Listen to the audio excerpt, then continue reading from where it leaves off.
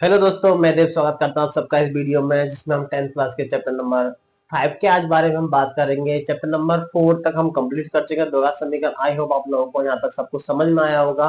अब हम chapter number 5, जिसका नाम समांतर श्रेणी है, उसके बारे में हम बात करेंगे।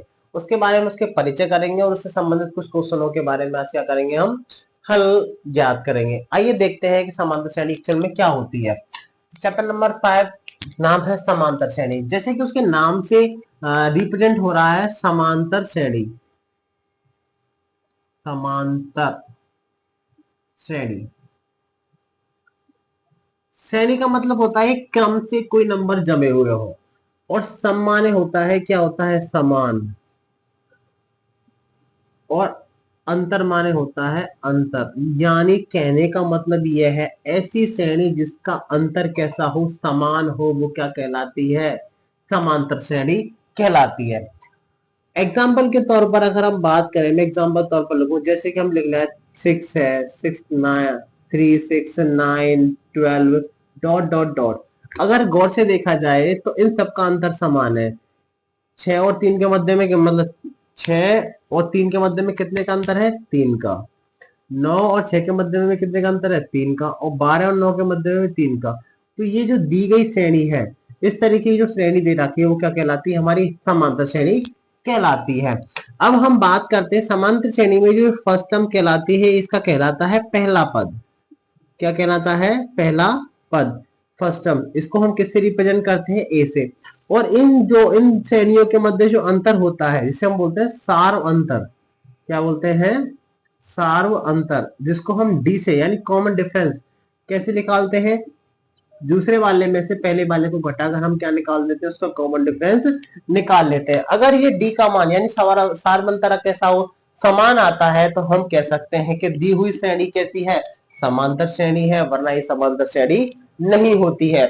अब इस समांतर श्रेणी में हमने ये बता दिया है कि जो पहली संख्या होती है वो पहला पद कहलाता है, ये दूसरा कहलाता है, तीसरा कहलाता है, चौथा। ऐसी श्रेणी और इसमें डॉट डॉट लगे होते हैं, इसका मतलब श्रेणी आगे तक जा रही है, ये रुक नहीं रही है।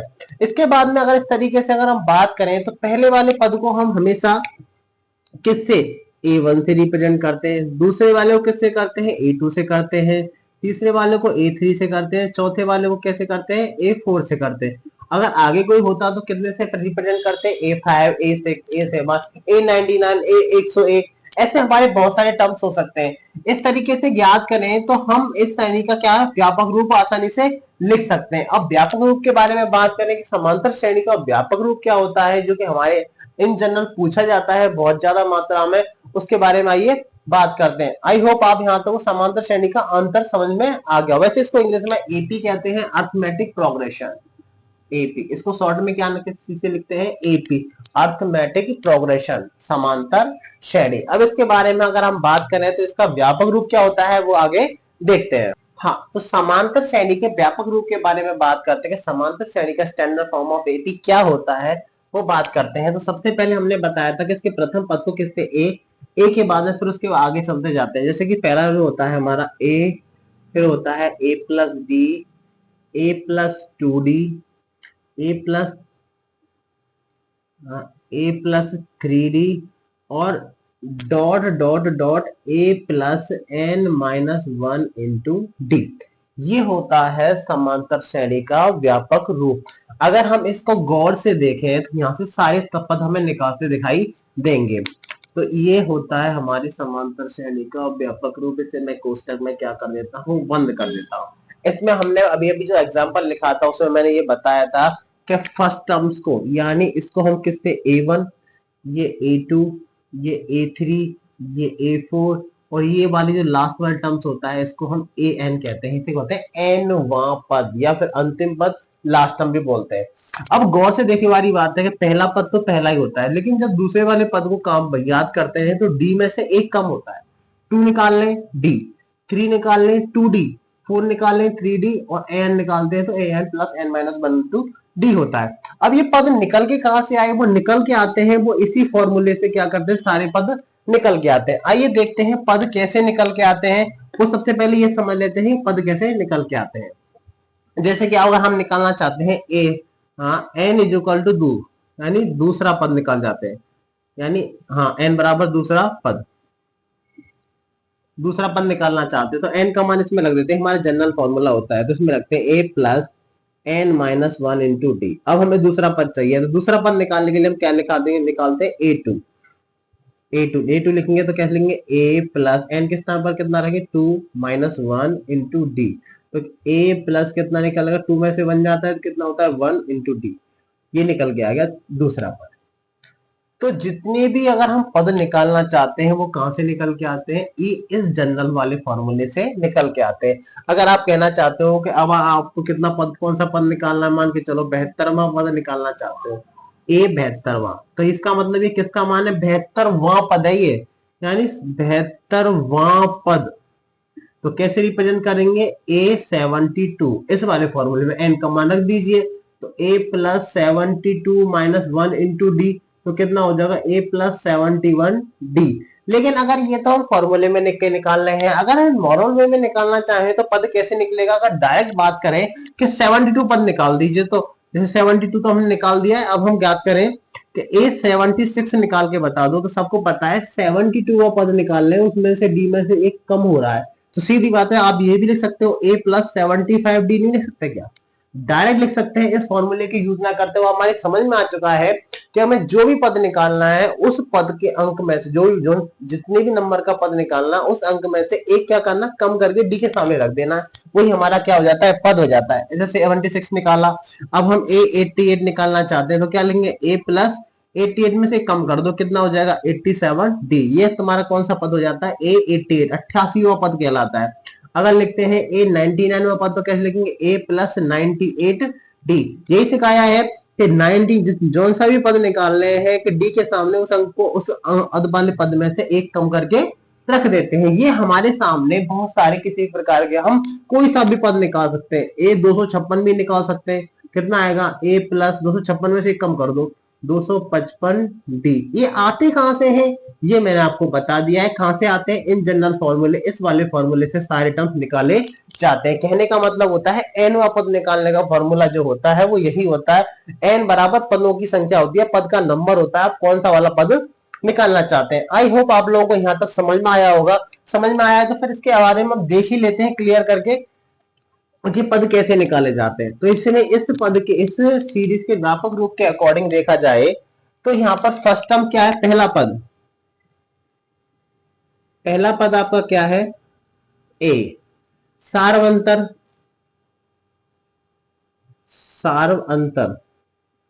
सार्वंतर को हमेशा हम डी पे रिप्रेजेंट करते हैं। सार्वंतर का अगर फॉर्मूला निकालते हैं तो क्या निकाला जाता है, A2 माइनस A1। तो A2 वाला पद कौन सा है, ये, तो A प्लस डी, और A1 कितना है, माइनस ए से ए कैंसिल हो जाएगा, तो ये किसका मान आ जाएगा, डी का मान। अगर हम और आगे निकालना चाहते हैं और दूसरा ए निकालना चाहते हैं तो A3 माइनस का क्या कर सकते हैं, A2। A3 का मान कितना है, A प्लस 2D, माइनस का साइन इसको निकाल दिया, तो A प्लस कितना हो जाएगा, D। आगे देखो, तो A प्लस 2D माइनस का मल्टी, माइनस का A और माइनस का D, A से तो A कैंसिल, 2D माइनस का D, 2D में से D गया तो कितना बचेगा, D। अब देख लो दोनों ही पद निकाले हैं तो सार्वंतर जो है दोनों का समान आ रहा है, इस सीरीज के अकॉर्डिंग बात कर रहे हैं तो यहाँ पर भी D आ रहा है और सब में सार्वंतर कितना ही दे रखा है, कॉमन डिफरेंस कितना दे रखा है, D दे रखा है। इस चीज से प्रूफ हो जाता है कि सार्वंतर जो है D निकाला जाता है। निकालने का जो फॉर्मूला निकल के आता है, जो दूसरे वाले पद में से पहला वाला पद आसानी से घटाया जा सकता है, जिसके कारण हमारा क्या निकल के आ जाता है, D निकल के आ जाता है। तो इसका इन जनरल अगर हम फॉर्मूला लिखें तो यहाँ पर n+1 या n है, तो हम इसका इन जनरल अगर डी का फॉर्मूला आप लिखना चाहें तो क्या लिखेंगे, d is equal to an+1 minus an, लिख सकते हैं ना। n का मान अगर हम दूसरा पहला पद निकालना चाहते हैं, n का मान 1 रखा, 1 प्लस का 2 और यहाँ 1 रख देंगे, तो ये हमारा डी का फॉर्मूला निकल के आता है। ये nth टर्म्स, nवां पद क्या है, nवां पद को हमेशा an से रिप्रेजेंट किया जाता है, तो क्या होता है, a plus n minus 1 into D. ये हमारे इस स्टैंडर्ड फॉर्म में से निकली हुई चीजें होती है जो कि हमारे ए को क्या कहते हैं, प्रथम पद। डी हमारा क्या होता है, सार्वंतर होता है, इसके अंदर दे रखा है एन बराबर, एन बराबर क्या है तुम्हारा, इस पूरे को क्या बोलते हैं, एनवा पद बोलते हैं, जैसे कि एन बराबर हो जाता है। और यहाँ पर अगर एन की बात करें, एन बराबर क्या होता है, पदों की क्या होता है, संख्या होती है। आई होप आप लोगों को एपी के स्टैंडर्ड फॉर्म के बारे में समझ में आ गया होगा। इस फॉर्म से या इस सूत्र से हम किसी भी पद को आसानी से प्राप्त कर सकते हैं, जो कि आसानी से प्राप्त किए सकते हैं, कोई भी पद आसानी से निकाला जा सकता है। इसके बाद में एपी की आगे बात करते हैं। आइए, हम एपी की इंट्रोडक्शन के बारे में समझ चुके हैं कि एपी क्या होती है। एपी का व्यापक रूप क्या होता है, A plus D, A plus two D, A plus three D, dot dot dot, A plus N minus one into D होता है। ए हमारा प्रथम पद होता है, डी हमारा सार्वंत होता है, एन क्या होता है, पदों की संख्या होता है, एन बराबर क्या होता है, एनवा पद होता है। अब हम एक्सरसाइज पर बात करते हैं। जो एक्सरसाइज में जो दे रखा है आपके लिए, एक्सरसाइज 5.1 का जो क्वेश्चन नंबर 2 दे रखा है, जो अभी अभी एपी के बारे में सीखा, उस पर हम क्या करेंगे, पद निकालने की कोशिश करते हैं। तो देखिए कैसे निकालेंगे। दी हुई एपी के प्रथम 4 पद निकालने, कितने निकालने, पद लिखिए, जबकि प्रथम पद, हम पहले पद को बता, प्रथम पद ए और सार्वंतर आपको कितना दे रखा है, डी दे रखा है। तो आप इस क्वेश्चन में हम देखते हैं कि ए बराबर हमें कितना दे रखा है, 10, और डी बराबर हमें कितना दे रखा है, 10 दे रखा है। तो इसके 4 पद कैसे निकालेंगे, आइए देखते हैं। तो ए वन तो ए ही रहेगा, ए वन तो जो ए है वही रहेगा। ए वन बराबर हमारा कितना निकल के आ गया, 10 निकल गया। अगर हम A2 के बारे में बात करें, तो A2 हम स्टैंडर्ड फॉर्म में जब लिखाया था, मैंने आपको बताया था जो भी पद निकालो उसमें से एक कम करके लिख देते हैं। तो A2 क्या होगा, A प्लस डी। ए का मान रख दीजिए 10, और डी का मान भी कितना हो जाता है, 10। तो A2 जहां से कितना निकला, 10 और 10 कितना हो जाता है, 20। A2 का मान कितना निकल के आ गया हमारे सामने, 20। अगर A3 के बारे में बात करते हैं, तो A प्लस कितना होता है, 2D, बताया था ना। तीसरा पद निकाल रहे हैं, इस अंक को मतलब जितना पद निकालो उसमें से एक कम करके डी के सामने रख देते हैं। तो ए की वैल्यू कितनी है हमारे पास में, 10 प्लस 2 इंटू डी की वैल्यू कितनी है, 10। तो कितना हो जाएगा, 10 प्लस 20। तो A3 का जो मान आएगा वो कितना आ जाएगा आपके सामने, 30 आ जाता है। अब इसके सामने इसका चौथा पद निकाल देते हैं। A4 क्या होगा, A प्लस कितना हो जाएगा, 3D। ए की वैल्यू कितनी है हमारे पास, 10, और 3 इंटू 10, तो कितना हो जाएगा, 30। वो 10 प्लस कितना हो जाएगा, 30। तो A4 की जो वैल्यू आएगी आपके सामने कितनी आ जाएगी, 40 आ जाती है। इस तरीके से दी हुई एपी के प्रथम 4 पद हम आसानी से निकाल सकते हैं। जो हमने स्टैंडर्ड फॉर्म में सीखा था वही यहाँ पर क्या आ रहा है, काम आ रहा है। अब हम सेकंड क्वेश्चन पर वर्क कर लेते हैं। सेकंड क्वेश्चन में भी हमारे लिए ए और डी के मान दे रखे हैं, वो देखते हैं। तो प्रथम पद तो वही रहेगा जो ए का मान है, तो A1 इज इक्वल टू कितना हो जाएगा, -2। ये फर्स्ट टर्म आ जाएगी आपके पास। सेकंड टर्म निकालने का फॉर्मूला, A2 बराबर क्या होता है, A प्लस डी। अगर आप उससे लिखते थोड़ा टाइम लगता है, इसमें डायरेक्ट लिख सकते हैं। तो A इज इक्वल टू कितना हो जाएगा, -2। डी की वैल्यू कितनी है हमारी, +0। तो जो A2 का वैल्यू निकल के आएगा वो कितना आ जाएगा, -2। क्योंकि जीरो में कोई भी संख्या ऐड करना पर घटाने पर जीरो पे कोई फर्क नहीं पड़ता। ए थर्ड पद निकालते हैं, तीसरा पद, तो क्या निकालेंगे, A प्लस 2D। ए की वैल्यू कितनी है हमारे पास में, -2, +2 इंटू कितना हो जाएगा, 0। तो -2, 2 में से 2 गया, 2 इंटू 0 करने पर कितना आ जाएगा, 0। तो A3 के जो मान आएगा वो कितना आ जाएगा, -2। अगर हम A4 के बारे में बात करते हैं, चौथा पद इसका निकालना चाहते हैं, तो कैसे निकलेगा, A4 क्या फॉर्मूला लगेगा, A प्लस 3D। तो A की वैल्यू कितनी है हमारे पास में, -2। 3 इंटू डी की वैल्यू कितनी है, 0 रख दिया। -2 प्लस का 0, तो आंसर कितना आ जाएगा, -2। तो A4 की जो मान आएगा वो हमारे पास में कितना आ जाता है, -2 आ जाता है। आई होप आप लोगों को यहाँ पर ए और डी का वैल्यू यूज करना समझ में आएगा, और पद कैसे निकाले जाते हैं आपको समझ में आएगा। इसके बाद में इसका जो नेक्स्ट क्वेश्चन है उस पर वर्क करते हैं। तो फ्रेंड्स, अब आपके सामने जो इसके अब तक के जो हमने दो क्वेश्चन नंबर 2 के दो क्वेश्चन यहाँ तक कर लिए हैं। अब क्वेश्चन नंबर 2 का जो आगे थर्ड वाला क्वेश्चन आइए देखते हैं। क्वेश्चन नंबर थर्ड क्या दे रखा है आपको, वही करना है जो पहले कर रहे थे। प्रथम पद फर्स्ट टर्म आप कितनी हो जाएगी, ए इज इक्वल टू कितना हो जाएगा आपका, 4 हो जाएगा। इसे हम A1 दिखाते हैं। अगर मैं A2 वाला टर्म निकालना चाहता हूँ, क्या फॉर्मूला लगेगा, A प्लस डी। अब आपको फॉर्मूले याद हो जाने चाहिए। ए का मान कितना रखा है, 4, डी का मान कितना रखा है, -3। तो क्या हो जाएगा, ए माइनस माइनस क्या हो जाएगा, माइनस प्लस क्या हो जाएगा, -3। तो A2 की जो वैल्यू आएगी, 4 में से 3 गए तो कितना हो जाएगा, 1। तो A2 का मान जो आएगा वो कितना हो जाएगा, 1 हो जाएगा।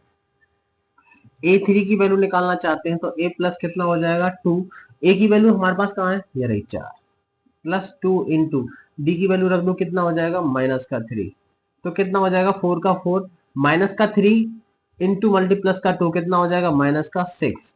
तो ए थ्री की यहाँ से वैल्यू निकालते हैं, 6 में से माइनस के 6 में से 4 गए तो कितना हो जाएगा माइनस का 2, ये आ जाता है। अगर हमें इसके चौथा टर्म्स निकालना है तो वो निकाल सकते हैं। ए फोर क्या होगा, ए प्लस कितना हो जाएगा 3d। ए की वैल्यू हमारे पास कितनी दे रखी है 4, और 3 इंटू डी की वैल्यू कितनी है हमारे पास माइनस का 3। तो 4 3 3 का 9 होते हैं, माइनस का 9 हो जाएगा क्योंकि माइनस या प्लस है तो क्या आएगा माइनस। तो ए फोर इज इक्वल टू कितना हो जाएगा, माइनस के 9 में से 4 गए तो कितना हो जाएगा माइनस का 5।